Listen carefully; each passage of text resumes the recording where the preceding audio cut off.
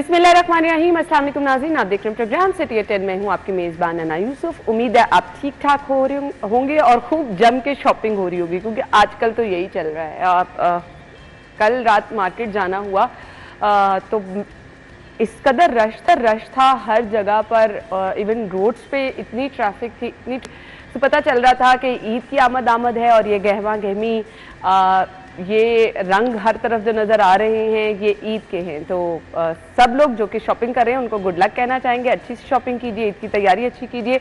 9th class के student के paper हो रहे हैं तो उन बच्चों की थोड़ी ईद अभी फीकी रहेगी, बट उनके लिए ज़रूरी यही है कि अभी अपने पेपर्स पर जो है वो फोकस करें, अच्छे पेपर्स लें। थोड़ा सा ये चीज़ें जो ना, क्योंकि हम लोग खुद इस दौर से गुजर चुके हैं, तो थोड़ा सा मेरे ख्याल से इंतज़ामात करते हुए और प्लानिंग करते हुए इस चीज़ का ख्याल रखना चाहिए। एक तो रमज़ान और फिर सेकेंडली ईद के पास अगर कुछ पेपर ईद के बाद होंगे तो बड़ा मुश्किल हो जाता है स्टूडेंट्स के लिए मैनेज करना। वो पूरी ईद भी आपकी टेंशन में गुजर जाती है। खैर, हमारे साथ हमारे सीनियर रिपोर्टर्स मौजूद हैं, इमरान यूनस और दुरे नायाब। तो थोड़ी सी शॉपिंग की बात कर लेती हूँ। अस्सलाम वालेकुम। शॉपिंग कंप्लीट हो गई आपकी? देखें जी, हमें तो इस चीज़ का पता है कि हम तो कोशिश यही करते हैं कि रमज़ान मुबारक से पहले ही शॉपिंग जो है वो मुकम्मल कर ली जाए। ये सोचा जाता है, लेकिन लेकिन ईद के आखिरी रोज़ तक ये चीज़ें जो है वो चलती रहती हैं। लेकिन देखिए, असल शॉपिंग तो जो है ना वो फैमिलीज़ की होती है, ख़वातीन की होती हैं, बच्चों की होती है। मर्द हजरात जो है, मेरे ख्याल से हम लोग तो ऐसे हैं कि बस हम गुजरते हैं, हम किसी चीज पे कॉम्प्रोमाइज नहीं करते। वो खैर इस बार जो है वो स्पेशली मैंने खद्दर के सूट जो है वो खरीदे। मैं हमेशा स्टिच करवाता हूँ। अच्छा। और इस बार मैंने खद्दर के टोबे से जो है वो स्पेशल जाके खद्दर जो है और वो मैंने कोशिश यही की कि मैं रमज़ान से पहले ही सिलवा लूँ, लेकिन चूँकि हमारे पास इतना टाइम नहीं होता तो मैंने ये 15वें रोज़े जो है वो टेलर को दिए हैं। होप सो, उम्मीद करता हूँ। हालांकि उसने भी ये कहा कि इमरान भाई ये 3 सूट है, इसमें से एक सी देता हूँ, 2 रहने दे। मैंने कहा भाई नहीं। फिर 2 सूट उसने हामी भरी है कि भाई मैं सी दूंगा, एक आपको ईद के बाद दूंगा। मैंने कहा यार इतना रश क्यों? कहता जी टाइम ही नहीं होता। गुड लक कि वो 2 सूट भी आपको टाइम पे मिल जाए। दुरे नायाब। अच्छा, मैंने बस एक ही रूटीन में सूट सिलवाया है ईद के दिन नया जोड़ा पहनने की खातिर, वरना मदर के बाद पहली ईद है तो फिर वो उनके बाद ईद कोई नहीं होती। तो ये बहुत दुनिया का ना एक बड़ा बैड एक्सपीरियंस होता है। अल्लाह ताला किसी को ना करवाए। मेरा ख्याल इंसान की ज़िंदगी में ना सबसे बुरा एक्सपीरियंस उसके माँ बाप का चला जाना होता है। बेशक। तो बस उसके बाद फिर ऐसे ही होता है रूटीन में ज़िंदगी जिस तरह आम होती है, क्योंकि दुनिया में ना एक यही रिश्ता होता है, ऑनेस्टली स्पीकिंग, इसके बाद कुछ भी नहीं है। माँ बाप का दुनिया पे कोई नेबुल बदल नहीं। अल्लाह ताला सबके माँ बाप को सलामत रखे। जिनके माँ बाप इस जहाने फानी से जा चुके हैं उनको सब्र दे और उनके दर्जात बुलंद करे। दुआई की जा सकती है, ये हकीकत है। सभी लोगों को इस दुनिया से चले जाना है, तो आप परेशान ना हो। नहीं, कोई ऐसी बात नहीं है। अल्लाह आपको सब्र दे, अल्लाह ताला आपको सब्र दे। अच्छा जी, पहली खबर की तरफ चलते हैं। आज की पहली खबर है, अस्पतालों को अरबों रुपए के फंड्स मिल गए हैं। मरीजों के लिए बड़ा रिलीफ है। ये है तो मरीजों के लिए रिलीफ, लेकिन अगर इसको रिलीफ समझा जाए, अगर इन फंड्स को इम्प्लीमेंट किया जाए, अगर एक के बाद एक दौरे के हमें फायदे नजर आए हैं, फंड्स अस्पतालों में पहुंचे, लगते हुए नजर आए, अब इसको आपने मॉनिटर करना है, तब ये मरीजों का रिलीफ समझा जाएगा। इमरान यूनस। देखिए जी, अरबों रुपए के फंड जो हैं वे बड़े बड़े हॉस्पिटल्स को मिले हैं इस खबर के मुताबिक, लेकिन ये कोई चंबे की बात नहीं है। क्यों? क्योंकि ये जो बजट मिला है ये तनख्वाहों और ऑपरेशनल अखराजात जो हैं उनकी मद में दिया गया है, जो कि देना ही देना है। वो चाहे क्वार्टरली मिले या हर 6 माह बाद मिले, ये तो जारी होना ही है। ठीक है। असल चीज़ जो इस वक्त मसला है ना, मैं 2 रोज़ कबल हमारे senior health reporter Zahid Chaudhry साहब जो हैं उनसे डिस्कस कर रहा था एक चीज़ हॉस्पिटल्स के हवाले से। तो मुझे उन्होंने बताया, हॉस्पिटल की हालत ज़ार के हवाले से मैं बता रहा था कि मैं एक हॉस्पिटल जो है वो जिन्ना हॉस्पिटल गया और वहाँ पे कुछ मशीनरी जो है वो ऑफलोड हो रही है। तो वो ज़रा आप देखिएगा कि नई मशीनरी आई है, क्योंकि जिन्ना हॉस्पिटल के हवाले से मैं बात करूँ, यकीन जाने बड़े अरसे बाद मैंने उसको विज़िट किया है और बहुत, मैं तो वाकई हैरान रह गया कि किसी प्राइवेट हॉस्पिटल से कम नहीं है। ऑब्वियसली वो गौहर एजाज ट्रस्ट जो है उसका बहुत बड़ा किरदार है। आपने वो वाला हिस्सा देखा होगा ना, सीएम साहब। मैंने वही देखा है, मैंने वही देखा है, चूंकि वो इमरजेंसी का सारा हिस्सा जो है ना मैंने वही देखा है। तो मैं जाहिद चौधरी साहब से बात कर रहा था, तो जाहिद चौधरी साहब ने मुझे ये बताया कि मशीनों को छोड़े इमरान, लाहौर के तमाम जो हॉस्पिटल्स हैं उनमें इस वक्त अद्वियात मौजूद नहीं है। मैंने कहा ये कब से मौजूद नहीं है? कहते ये तो बड़ी देर हो गई है कि अद्वियात के पैसे जो है उनको नहीं मिल रहे। अब मुझे नहीं पता कि ये जो ऑपरेशनल अखराजात की मद में जो पैसे दिए जाएंगे क्या कहीं ये अद्वियात भी खरीदेंगे या नहीं, क्योंकि यहाँ पर ये मेंशन नहीं किया गया कि ये अद्वियात की मद में जो है वो दिया जा रहा है। अब जो भी इमरजेंसी में आ रहा है, जो भी आउटडोर में आ रहा है और जो भी पेशेंट जो है वहाँ पर अद्वियात हासिल करने के लिए वहाँ पर चक्कर लगाते हैं, अब पता नहीं उन्हें उन बेचारों को इन पैसों से अद्वियात मिलेंगी या नहीं। असल बात जो है ना वो खुशखबरी की बात नहीं, खुशखबरी की बात ये नहीं है कि हॉस्पिटल्स को अरबों रुपए जो है तनख्वाह और ऑपरेशन अखराजात की मद में मिल गए हैं। असल बात ये है कि ये फंड्स यूज कहाँ होंगे, इन पर चेक एंड बैलेंस जो है वो रखा जाएगा या नहीं। चूंकि देखें माजी में भी अरबों रुपए के फंड दिए जाते रहे हैं, लेकिन सूरत हाल क्या रही है, मशीनें खराब हैं, ठीक है, हड़तालें जो हैं वो चल रही हैं, कहीं फंड्स की खुरदबुर्द हो रही है, कहीं फेक मेडिसिन जो है वो दी जा रही हैं, कहीं जाली इंजेक्शन जो है वो लग रहे हैं। तो ये वो मसाइल है जिनको काबू करने की अशद जरूरत है। आपने फंड्स तो जारी कर दिए हैं, लेकिन भाई इसको चेक एंड बैलेंस रखने के लिए आपकी जो ऑब्वियसली कमेटियां बनी होंगी, ऑब्वियसली जिम्मेदारान मौजूद हैं। मैं MS साहिबान की बात नहीं कर रहा, उससे ऊपर भी बैठे हुए हैं, सेक्रेटरी हैं, एडिशनल सेक्रेटरीज हैं, मिनिस्टर्स हैं, वो इस चीज को लाजमी यकीनी बनाए कि इन फंड्स का इस्तेमाल जो है क्या हकीकी मानों में अवामी फलाह के लिए भी होगा या नहीं। ये असल चीज है। अच्छा, वो देखें दौरे तो मैडम ने शुरू कर दिए, बहुत अच्छी बात है, जाना भी चाहिए। हम तो पहले दिन से रिक्वेस्ट उनको कर रहे हैं किसी भी हवाले से। मुझे तो लग रहा था वो मोहसिन नकवी साहब से इंप्रेस हो गए। हाँ बिल्कुल, मैंने उनका स्टाइल देखा है, आपने बिल्कुल दिल की बात की मेरी। करना, मरीजों से 1-to-1 मुलाकात करना, वही झलक नजर आ रही है। हॉस्पिटल वाला जिस तरह वो कोनों खुदरों में जाके देखते थे आपकी पार्किंग और दूसरी जगहों पे जाके, और जिस तरह ओपन एरिया, जिना हॉस्पिटल के अंदर ना एक ओपन एरिया बहुत, वो हमेशा अंदर गन से अटा होता है, तो वो जाके देखा, फिर लोगों से इस तरह मुलाकात की, फिर डॉक्टरों को बुला के प्रिस्क्रिप्शन चेक कर रहे हैं। ये मोहसिन का स्टाइल था, प्रिस्क्रिप्शन चेक करना। वो देखते थे क्या लिखा है और दवाइयाँ कौन सी यहाँ पे होनी चाहिए, कौन सी बाहर से आई हैं। उनको याद हो कि चले अच्छी बात है, आप कॉपी अच्छा काम किसी का आप बिल्कुल फॉलो करें, अच्छी बात है, बुरी बात नहीं है, और इसका फायदा आपको ही होना है। अब वो चले गए, उनको अल्लाह ताला ने और जिम्मेदारियां दे दी, बड़ी जिम्मेदारी दे दी, वो वहां चले गए। अब आप उनको छोड़े, अगर उनके नक्शे कदम पे आपको रिजल्ट मिलते हैं तो आपको लेने चाहिए, ये रिजल्ट आपके ही काम आएंगे। और फिर जब आप जाते हैं तो लोगों के दुख होते हैं, दर्द होते हैं, ग्रीवेंसेस होते हैं। आपने वो फुटेज में देखा कि एक औरत रो रही है, किस तरह रो रही है दारे मार के, तो जाहिर बात है वो कोई ड्रामा थोड़ी कर रही होगी, उसके दिल में कोई दुख होगा।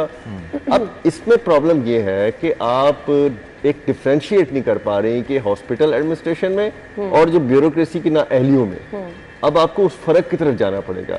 आपके जाए बगैर ये पैसे रूटीन में भी जारी हो सकते थे, लेकिन आपको जाके ही क्यों करने पड़े? आपको जाके अगले दिन, अगले घंटों में ये पैसे जारी होने की प्रोसेस कैसे स्टार्ट हो गया? और अगर मैडम ना चाहती तो क्या ये 6 महीने ना होता?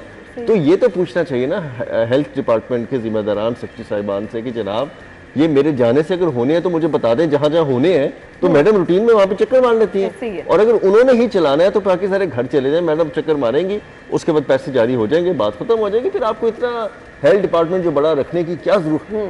उनके इतने दफ्तर जो है, उनके अखराजात हैं, उनके जनरेटर, बिल, बिजली, AC, गाड़ियां, मुलाजिम, फ्यूल, फिर क्यों अफोर्ड करने की जरूरत है ना, अगर यही काम आपने करना है। एक तो ये पॉइंट बड़ा इंपॉर्टेंट था। दूसरा पॉइंट आपका जो सबसे ज्यादा इंपॉर्टेंट है कि आपने सजा तो दे दी, लेकिन सजा लेने वाले जो है ना वो दोनों शुक्रगुजार फिर रहे हैं। न्यू हॉस्पिटल में भी शुक्रगुजार फिर रहे हैं, इन्होंने भी अल्हम्दुलिल्लाह लिखा। अब इनसे पूछा जाए कि इन्होंने अपने स्टेटस पे अल्हम्दुलिल्लाह क्यों लिखा? बिल्कुल। और वो कौन सी ऐसी चीज है जिसका वो इंतजार कर रहे थे? मुझे ये लगता है कि वो यही कह रहे होंगे कि चले मेरी कुर्बानी होगी, लेकिन हॉस्पिटल के पैसे तो मिल गए, उनके अखराजात तो चल पड़े ना, तो अल्लाह ताला के इसी बात पे भी शुक्र है। लेकिन अगर आप इसी तरह कुर्बान करती जाएंगी MS साहिबान को, प्रिंसिपल साहिबान को, मुझे तो लगता है डॉक्टर्स बाहर आ जाएंगे एहतजाज के लिए। आप इशू को सेग्रीगेट नहीं कर रही, आप ये नहीं देख रही कि आपके पास पैसे होने के बावजूद हुकूमत आगे ना दे रही है, ना आगे उनसे हिसाब ले रही है। आप जब तक ही नहीं मांगेंगी तो फिर तो झूठा तो रहेगा। सहमाही कर लें, आप 6 कर लें, या पूरे साल की मेडिसिन परचेज कराने का कोई तो मैकेनिज्म बनवाए ना। आज जब मैकेनिज्म बन जाएगा, दवाइयों का पूरा प्रोक्योरमेंट का हो जाएगा, फिर इमरजेंसी पैसे ब्लॉक हो जाएंगे। अगर वो दवाइयाँ कबल अज़ वक्त खत्म हो जाती हैं तो फिर आप उसकी फौरी तौर पर सेकंड जो प्रोक्योरमेंट है वो करने के लिए पैसे आपको होने चाहिए। जब तक ये सिस्टम नहीं बनेगा इसका कोई हल नहीं है। ये दौरे होते रहेंगे, बंदे मुअत्तल होते रहेंगे और लोग जो है इसी तरह रुलते रहेंगे। सही। अच्छा जी, बुनियादी मराकज़ सेहत की बात कर लेते हैं। निजकारी के खिलाफ एहतजाज, हेल्थ ऑफिस पर धावा तोड़ फोड़, क्या मामला है ये? देखिए जी, बात गवर्नमेंट जो है फादर ना, साहब से बात हुई थी, उन्होंने कहा था कि ये निजकारी नहीं होने जा रही, ये अफवाहें हैं। देखिए, निजकारी के हवाले से हम ये बात करें कि मेरे ख्याल से मेरी तो हमेशा ये सोच रही है कि निजकारी क्यों की जाती है। जब हुकूमत नाकाम हो जाती है या कोई भी इदारा नाकाम हो जाता है तो फिर वो निजकारी करता है कि आपसे वो प्रॉपर चीज़ हैंडल नहीं हो रही, मामला संभाले नहीं जा रहे, आप उसको बेहतर अंदाज में नहीं चला पा रहे, तो आप क्या कहते हैं कि चले जी हम इसकी निजकारी कर देते हैं। फिर प्राइवेट सेक्टर जो है वो उसमें इन्वॉल्व होता है। प्राइवेट सेक्टर को तो हमेशा हमारी हुकूमतें, मैं सिर्फ एक हुकूमत की बात नहीं कर रहा, हर हुकूमत की बात कर रहा हूँ, हर हुकूमत जो है वो प्राइवेट सेक्टर को उसने मजबूत किया है, वट एवर वो हेल्थ से रिलेटेड है, वट एवर वो एजुकेशन से रिलेटेड है, या कोई भी मामला आता है, प्राइवेट सेक्टर को हमेशा हमारी हुकूमतों ने स्ट्रॉन्ग किया है। अब उसकी कई वजूहत हैं, वो बहस जो है वो एक और तरफ निकल जाएगी। तो देखें, अगर प्राइवेट सेक्टर जो है वो अच्छे अंदाज में चीज़ों को चला सकता है तो भाई आपको क्या प्रॉब्लम है, आपको क्या तकलीफ है कि आप नहीं करवा सकते? क्या आपके पास ऐसे ब्रेन नहीं है? आपके पास ब्रेन वो मौजूद हैं जो आपके पास काम नहीं करते, लेकिन जो ही वो किसी प्राइवेट सेक्टर के पास जाते हैं वो उस चीज़ को उठा देते हैं, कारकर्दगी को कहाँ से कहाँ ले जाते हैं। तो इन चीज़ों का इदराक करना अशद ज़रूरी है। और रही बात इन मराकज़ के हवाले से आप बात कर रही हैं, इन मराकज़ पे बहुत ज़्यादा लोड होता है। देखें, जब आप इन मराकज़ को बेहतर अंदाज में चलाएंगे ना तो आपके जो बड़े हॉस्पिटल्स होते हैं ना उनमें रश कम हो जाता है कि जब मरीज़ और लोगों को उनकी दहलीज पर ये इलाज जो है, इलाज मुआवजा मिलना शुरू हो जाएगा तो भाई वो बड़े बड़े हॉस्पिटल्स में क्यों आएंगे? अभी भी आप हमारे जितने सरकारी हॉस्पिटल्स हैं, बड़े बड़े हॉस्पिटल हैं, सर्विसेज देख लें, जिना देख लें, जर्नल देख लें, जितने बड़े हॉस्पिटल हैं, सर्विसेज वगैरह, यहाँ पर ज़्यादातर मेरे ख्याल से ज़्यादा तादाद उन मरीज़ों की होती है जो बाहर से आते हैं, दूर दराज से आते हैं। अगर आप उनको उन्हीं एरियाज़ में बेहतरीन सहूलियात दे देंगे तो मेरे ख्याल से आपका बर्डन भी बचेगा और लोगों को सहूलत भी मिलेगी। बिल्कुल ऐसे ही है। अच्छा जी, साथ ही साथ जिना अस्पताल में professor Farooq Rana principal, doctor Mohammad Iqbal को MS तैनात कर दिया गया है। सवाल ये है कि अच्छी चीज़ है जी, आपने नई तैनातियाँ कर दी, मामलात अगर अस्पतालों के अंदर के बेहतर ना रहे, फंड्स का इशू रहा, अद्वियात का, तो फिर ये भी क्या हटा दिए जाएंगे?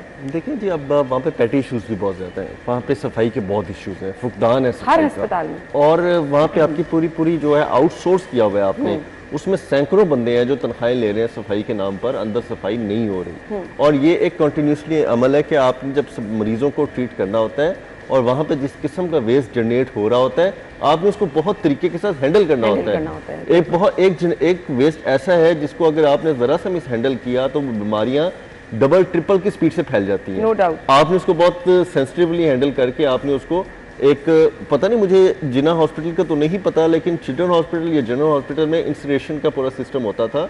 वहाँ पे ये तमाम तर जो वेस्ट है वो तलफ करने का पूरा एक जदीद सिस्टम था। पता नहीं वो ऑपरेशनल है कि नहीं है, शायद जाहिर साहब आने वाले दिनों में इसको भी फॉलोअप करें कि हमारे पास वो इंसिनरेशन सिस्टम्स नहीं है जो दुनिया में है।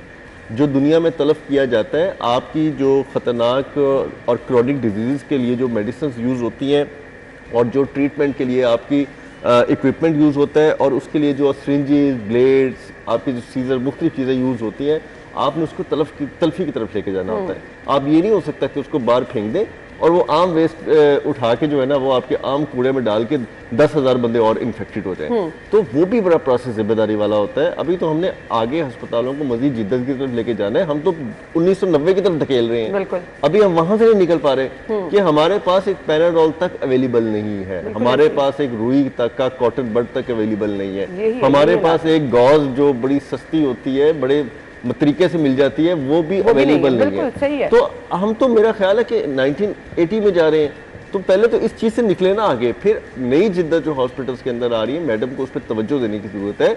आप चाइना गई थी, आपने बड़ी बड़ी टेक्नोलॉजी की बात की, आपने हमें बहुत अच्छे ख्वाब दिखाए हैं कि जी अब टेक्नोलॉजीज आ रही हैं चाइना से। कैंसर की जो टेक्नोलॉजी है वो लेटेस्ट तरीन आ रही है, कीमोथेरेपी से जान छूटेगी, बहुत सारी चीज़ों से जान छूटेगी। हम तो वो ख्वाब देखना शुरू हो गए और जब हॉस्पिटल्स में हम देखते हैं और मैडम जाती हैं तो हमें 1990 1980 की झलक दिखाई देती है। अभी हम तो यहीं से नहीं समझ आ रही ना कि आगे होना क्या है। तो मेरा ये ख्याल है कि लोगों को तो भरपूर दुआ करनी चाहिए। आगे 27वीं की रात भी आ रही है कि अल्लाह ताला किसी को बीमारी में ना डाले। आमीन। पूरी कौम के लिए, खुद भी अपने लिए भी दुआ करे और सब पूरी कौम के लिए दुआ करे। हम मुतहम्मल ही नहीं इन अस्पतालों में इलाज सबसे बड़ी दुआ है। मैं तो खुद सबको रिक्वेस्ट करता हूँ अपने साथ साथ सब लोगों के लिए दुआ करें कि अल्लाह ताला कभी भी किसी को इन अस्पतालों का मुंह ना दिखाए। बिल्कुल। और ये तो मामलात CM साहिबा के विजिट के साथ साथ कुछ नजर आ रहे हैं, कुछ इस तरह के मामलात हैं कि हम जब अस्पतालों में जो लोग जाते हैं उनका एक्सपीरियंस देखें तो आपको पता चलता है बेड नहीं मिल रहा, बेड हैं तो शदीद वहाँ पर जो सूरत हाल अबतर है, एसी नहीं चल रहे हैं, बेडशीट्स चेंज नहीं की गई हैं, अस्पतालों में वॉशरूम की सहूलत नहीं, मतलब सब कुछ ही खराब। और ये ट्रांसफर पोस्टिंग तो वो हॉकी मैच नहीं होता था, बॉल कलीमुल्लाह के पास आ गई, फिर सलीमुल्लाह के पास, वो ये चल रहा है कि एक एमएस जा रहा है, दूसरा आ रहा है, दोनों एक जगह बैठे हैं। सही बात है। मतलब कि कोई ऐसा नहीं है कि आपने देखें, अगर आपने हेजमनी तोड़नी है ना तो आप रीशफलिंग करें। बिल्कुल। जनरल वाले को यहाँ लाएं, यहाँ वाले को जनरल भेजें, उसको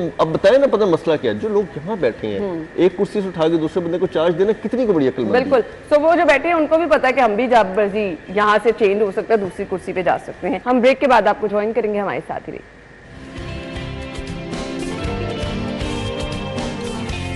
एक बार फिर से आपको खुश आमदीद कहेंगे। अच्छा जी, सोलर सारिफीन के लिए खबर क्या है? सोलर सारिफीन जो हैं उनको हजारों कनेक्शंस की बिलिंग ना होने का इंकशाफ हुआ है, यानी ये लेस्को के एंड से प्रॉब्लम है जिसका खमियाजा अब भुगतना पड़ेगा सारिफीन को, जिन्होंने ये सोच रखा था कि उन्हें बिल नहीं आ रहे हैं, वो तो सोलर इस्तेमाल कर रहे हैं, तो वो अब बड़ी इजी जिंदगी गुजार रहे हैं। अब उनके साथ क्या होने वाला है? दुर्नायाब देखिए जी, ये हमेशा करते हैं और जानबूझ के करते हैं। पहले शिकार जो सोलर सारिफ था होता, सोलर सिस्टम लगाते ही उसको बिलिंग 2-2-3-3 महीने नहीं आती, ऐसे ही है। वो बड़ा खुश होता है कि पता नहीं क्या हो रहा है जी, मैं तो सोलर लगाया, उसका फायदा मैं तो जी पहले दिन से 0 पे आ गया। अच्छा, 2-3 महीने बाद जब उस पर लाखों का बिल आता है ना, एवरेज, ये नहीं है कि किसी को हजारों में आए, 2 लाख, 1.5 लाख, 3 और वो लाख, आपने इस्तेमाल भी नहीं किया वो आपने इस्तेमाल भी नहीं किया होता, तो उस वक्त सारिफ को एहसास होता है कि जी मैं तो पता नहीं कहाँ पे चला गया हूँ। फिर जब वो लेस्को पे अप्रोच करता है या किसी सिफारिश के जरिए चेक करता है, वो कहते हैं जी ये तो पहले आपको देना पड़ेगा,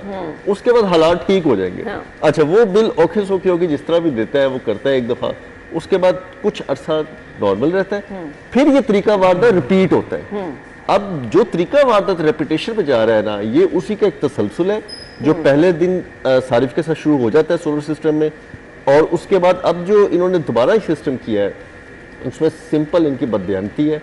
आप कोई भी दिन, कोई भी घंटा बगैर बिलिंग के, बगैर यूनिट कैलकुलेशन के नहीं चला सकते। अब इनसे पूछा जाए कि आप सो रहे थे, आपने पूरे महीने का जो कैलकुलेशन नहीं की, आपने इनके बिल यूनिट चार्ज नहीं किए, रिस्पॉन्सिबिलिटी आप कहाँ थे? और मुफ्त बिजली अगर इस्तेमाल कर रहे हैं इस दौरान, आपकी अपनी मर्जी, आप जिसको जितना मर्जी बिल डाल दें, उसके बाद कौन जाके चेक करेगा, कौन धक्के खाएगा? दफ्तरों में ये होते नहीं है, फोन ये उठाते नहीं है, बिलिंग ब्रांच किसी को पता ही नहीं। यहाँ पे 80% लोगों के बेचारों के कहाँ पे इन्होंने छुपा के रखी हुई है, कहां से दुरुस्ती होनी है। अगर दुरुस्ती हो भी जाती है तो फिर भी ये कहते हैं कि ये बिल तो आपको देना पड़ेगा। लेकिन वो होता नहीं है। अच्छा, आइंदा दुरुस्ती हो जाए लेकिन ये बिल आपको देना पड़ेगा। नहीं, मैं तो हैरान हूं कि फिर लोग अब सोलर लगवाए ही क्यों?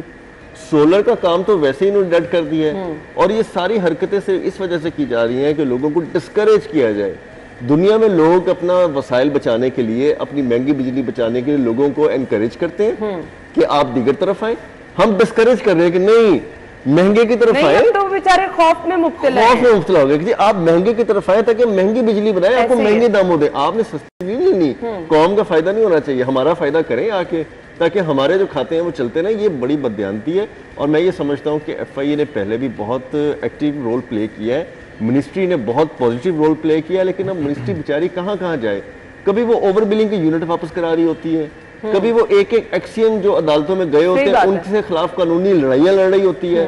फिर FIA तक जो है वो फ्रंट लाइन पे आके खड़ी हो गई है, वो इनको छोड़ने को तैयार नहीं है। लेकिन ये कानूनी जाहिर बात है उसके अंदर, बट स्टिल इन लोगों को पकड़ना चाहिए। जिन लोगों ने लाखों रुपए लगाए, अपनी मेंटल टेंशन दूर की, उनको अब दोबारा से प्रेशराइज किया जा रहा है। पकड़ेंगे? सैकड़ों बंदे तो ऐसे हैं जिनको सारे तरीके पता है कि हमने बचना कैसे है, और बहुत सारे तो ऐसे हैं जिन्होंने एडवांस जो है वो अपनी जमानतें लेके रखी हुई हैं। आप उनको हथकड़ी डालते हैं तो उनका वकील आ जाता है कि हमने तो कबल गिरफ्तारी जमानत ली थी क्योंकि हम पे तहकीकात चल रही थी और हमें ये डर था कि हमें फंसाया जाएगा।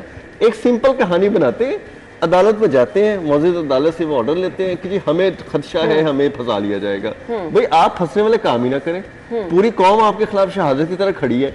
इमरान अलहदा डसा हुआ है, मैं अलहदा डसा हूँ, आप अलहदा डसी हैं, ठीक है जी, हमारे पास एविडेंसेस हैं, हमारी कोई सुनवाई नहीं होती, ये सुनने को तैयार ही नहीं है। अदालत से रिक्वेस्ट ये होनी चाहिए कि आप कम से कम बुला के ग्रीवेंसेस लोगों के सुने, बिल्कुल कलेक्टिवली सुने। अगर उसके बावजूद भी आपको लेस्को के अफसर मासूम नजर आते हैं तो बेशक आप उनको कानून में जितनी आप आसानी दे सकते हैं दें, लेकिन वो डेफिनेटली गिल्टी पाएंगे। अभी ये जो वारदात है ना जी, अभी इसके अंदर महकमाना इंक्वायरी के अलावा बचता कोई नजर नहीं ब्लैकमेलिंग आता, है, लेकिन होनी नहीं है। ये तो लोगों को आप बैठे बिठाए हाई ब्लड प्रेशर का मरीज बना रहे हैं इमरान। देखिए ना, चूँकि मेरी बीट जो है वो हायर एजुकेशन है, तो मैं ऐसे ही अक्सर यूनिवर्सिटीज़ में बैठ के ना उनके रिसर्च प्रोजेक्ट्स जो है ना वो विज़िट करता रहता हूँ। सिर्फ यही नहीं बल्कि जो इंटरनेशनल यूनिवर्सिटीज़ के जो रिसर्च प्रोजेक्ट्स हैं ना वो भी स्टडी करता रहता हूँ ऑनलाइन। अच्छा, मैं उन चीज़ों को ये देखता हूँ कि होता क्या है कि जो बाहर के तरक्की याफ्ता ममालिक है वो करते क्या हैं। वो अपनी यूनिवर्सिटियों में क्या करते हैं कि वो देखते हैं कि अगर उनके माशरे में कोई मसला है तो वो अपने जो थिंक टैंक्स होते हैं, जो अपने प्रोफेसर्स होते हैं, स्टूडेंट्स होते हैं, उनसे उस पर रिसर्च करवाते हैं और कहते हैं कि हम इससे कैसे छुटकारा हासिल कर सकते हैं। वो फिर उनको बताते हैं कि आप इस तरह कर सकते हैं और आवाम को सहूलत मिल सकती है। हमारे यहाँ पर होना ये चाहिए था कि जब ठीक है बिजली महंगी हो गई, जिस तरह दुरनियाब ने वो बात की, मैं इनकी बात को कंटिन्यू करूँगा कि जब इन्होंने बात की कि जी जब हमारे यहाँ पर महंगी बिजली जो है वो प्रोड्यूस हो रही है, क्योंकि सस्ती बिजली तो बन ही नहीं पा रही, बेहतरीन बिजली पैदा करने का जरिया जो है वो हमारा शम्स है, हमारे सूरज है, आपके पास एक ठीक है। सोलराइजेशन पे जाना था। हुकूमत को करना ये चाहिए था कि जैसे इजी लोन देते हैं वैसे सस्ते सोलर पैनल जो है स्टार्ट में देना शुरू करते, ताकि अवाम जो है वो बेचारी इस पर आती और वो थोड़ी बेहतर हो जाती, उसको सहूलत मिल जाती। जब अवाम खुद से उन्होंने सोलराइजेशन पर मुंतकिल हुई, किसी ने अपना जेवर बेचा, किसी ने गाड़ी बेची, किसी ने कोई चीज़ गिरवी रखी, उन्होंने सोलर पैनल लगवाए, तो आपने कहा यार इनको तो अब बिल जाना बंद हो गए, अब इनको कैसे घेरे में लें, ठीक है। फिर उन्होंने क्या किया, इन्होंने कहीं उनकी बिलिंग इसलिए बंद कर दी, उनसे यूनिट खरीदने इसलिए बंद कर दिए कि भाई वो अभी जो है वो पॉलिसी नहीं बन रही, हमारे ट्रांसफार्मर जो है वो इस काबिल नहीं है, ये नहीं है, वो नहीं है, तो हम आपसे यूनिट नहीं लेंगे।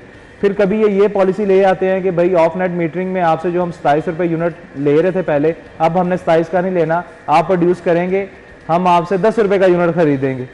ये भी इन्होंने करना शुरू कर दिया। अब लोगों ने कहा कि चलो यार 0% पे ही ले लो, कम से कम हमें तो बिल ना दो। अब इन्होंने किया क्या, अब ये देखे ना, ये रिकॉर्ड गायब होना हजारों सोलर कनेक्शन का। लाहौर में डोमेस्टिक कनेक्शन की बात करें तो वो तकरीबन हजारों में ही है, चाहे आबादी करोड़ों में है, लेकिन सोलराइजेशन पर जो डोमेस्टिक लोग हैं वो सिर्फ हजारों में शिफ्ट हुए हैं। अब इनको कोई पूछने वाला नहीं है। मैंने पिछले प्रोग्राम में भी ये बात की थी कि यकीन जाने मेरा एमफिल जो है वो जर्नलिज्म में है, अगर यकीन जाने लॉ में होता ना तो मैं सबसे पहला काम ये करता, मैं इन पे केस ठोकता।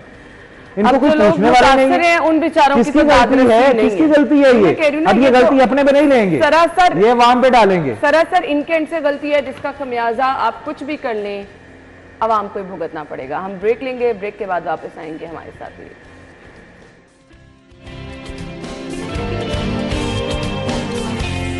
102 ई चालान, मोटरसाइकिल सवार को 1,80,000 जुर्माना। ये एक मोटरसाइकिल सवार ने किए इतने? भाई इसको छोड़े, मैं तो कल से मैं हैरान हो रहा हूँ। यकीन जाने है ना, मैं लाइन और लेन की पाबंदी बहुत ज़्यादा करता हूँ। मैं अपने कभी भी मैं ट्रैफिक सिग्नल जो है ना, चाहे रात के 2 बजे हुए हैं, मैं कभी उसको ब्रेक नहीं करता। क्यों? क्योंकि मैं ये सोचता हूँ कि शायद इधर से कोई पागल ना आ रहा हो कि मैं गुजरूं। ऑनेस्टली होता है, ये वाकई ऐसे ही होता है। अक्सर आप खाली रोड देख के आप ये ना समझे कि हम अब कोई भी वायलेशन कर सकते हैं, कभी एकदम से कोई गाड़ी आ जाती है तो। मैं तो ये रमजान में आपको पता है कि सहरी जो है वो अक्सर फैमिली के साथ या दोस्तों के साथ बाहर होती है, तो रात को अगर आपका सिग्नल खुला हुआ है, ग्रीन है, तो फिर भी देख के चलना पड़ता है कि भाई कोई सिग्नल तोड़ता हुआ ना आ रहा हो। मैं एक बात ये करने लगा था कि कल मुझे एक वार्डर ने रोका, मुझे कहता है सर आपकी गाड़ी के चालान है। तो 15 पे कॉल आई है आपकी गाड़ी की। मैंने कहा यार इतनी भी क्या, मतलब मेरी गाड़ी की 15 पे कॉल आई। कहते सर आपके 19 चालान है। मैंने कहा खुदा का खौफ खाओ, ये 19 चालान कैसे हैं? उसने देखकर बताया कि जी आप कैनाल रोड पे ना आप ऐसे जा रहे थे तो ऐसे रश में ऐसे कर रहे थे, ये कर रहे थे, तो इसमें चालान हो गए आपके। मैं कहा यार इसमें सिग्नल तोड़ने वाले कितने हैं? कहता वो तो 1-2 होंगे। मैं बड़ा हैरान हो गया। मैंने कहा यार ये ऐसे भी आपने 19 चालान कर दिए मेरे। तो मैं तो आप ही की गाड़ी के चालान जी, अच्छा ये मैंने सॉरी, उसने मुझे कहा कि जी आपकी गाड़ी के चालान है। मैंने कहा चालान किस किस्म के? आप कह रहे हैं कि मैं इस तरह से ट्रैफिक मुझे बताया, मैं बड़ा हैरान हुआ। तो मैंने यही कहा कि मैं यार इसके बाकायदा वो प्रिंट्स निकलवा के, क्योंकि ये सहूलत है कल मैंने फिर शाम को ये सोचा कि सुबह मैं ऑफिस जाता हूँ, प्रिंट्स निकलवा के वेबसाइट पे मैं देखता हूँ कि आया कि ये मेरी ही गाड़ी के चालान है। तो मैं बड़ा हैरान हुआ। तो जो आप बात कर रही है, बिल्कुल मोटर बाइक्स के हवाले से हम बात करें तो ऐसा मुमकिन है। 102 चालान हमारे मोटर बाइक्स वाले हजरात जो हैं वो वाकई इतने महान लोग भी हैं। डर लग रहा होता है, डर लग रहा होता है कि ये भाई गुजर जाए, हम यहाँ खड़े हैं। ऐसे ही वो आपका साइड मिरर तोड़ जाएंगे और फिर जाते हुए कहेंगे सॉरी भाई करके वो गए और आप शक्ल देख रहे हैं उनकी कि भाई वो जिगजैग कर रहे हैं। गाड़ी वाले फिर भी जो है वो एहतियात कर लेते हैं, लेकिन ये मोटर बाइक वाले जो है ना वो नहीं करते। तो खुदारा अपनी जिम्मेदारी का एहसास करते हुए सिर्फ अपनी जान की नहीं अगले की भी जान की जो है परवाह करनी चाहिए। और ऐसे सिर्फ एक नहीं, ऐसे कई ऐसे अब 1,80,000 की आपकी बाइक तो होगी नहीं, लेकिन आपको पैसे भरने पड़ जाएंगे। देखिए इससे बैठ के सिर्फ ये इंक्वायरी किया जाए कि यार तुम सारा दिन क्या कर रहे थे। सही बात, मतलब कि वो कौन से चालान वाली टेक्निक है जो तुम करवा लेते हो। अगर पूरा दिन भी बाइक चलाई जाए, 24 घंटे भी बाइक चलाई जाए, तो इतने चालान एक दिन में नहीं हो सकते जो उसने पूरे महीने में करा लिए होंगे।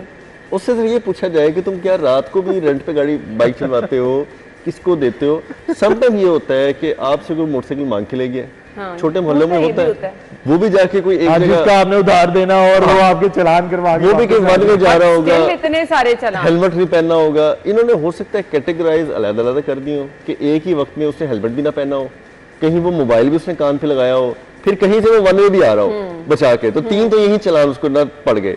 फिर तीसरी बात है कि जो मोस्ट राइट लाइन है जो बाइक्स के लिए नहीं होती, जो लोगों को पता है लेकिन लोग पासदारी नहीं करते, लोगों ने उसको मोस्ट राइट लेन में ही चलाना जो मर्जी हो जाए। और शदीद आपको गुस्सा आता है जब आपकी स्पीड भी नॉर्मल हो और आप पीछे से आने वाली गाड़ी हो। एक तरगीब देने की कोशिश की गई आपको बाइकर लेने की सूरत में, वो वैसे फ्लॉप हो गई।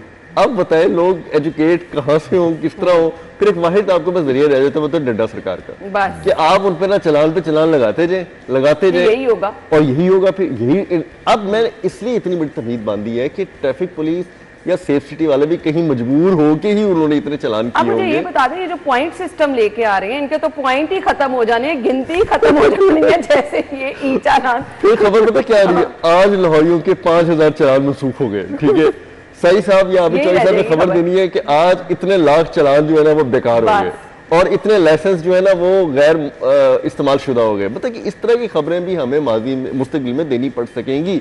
आपकी बात ठीक है कि पॉइंट सिस्टम इतने ज़्यादा अगर आप एक्टिव करेंगे और चीज़ों को ज़्यादा सख्ती के साथ लाएंगे तो बाइकर्स तो नहीं ख्याल करते, नहीं, तो जो मर्जी कर ले नहीं, ये तो इनको फ्री हैंड है। अच्छा, लाहौर में ना एक और ट्रेंड भी स्टार्ट हो गया, पता नहीं उसका चालान में मैं कहता हूँ कि अल्लाह करे वो भी चालान कभी आए।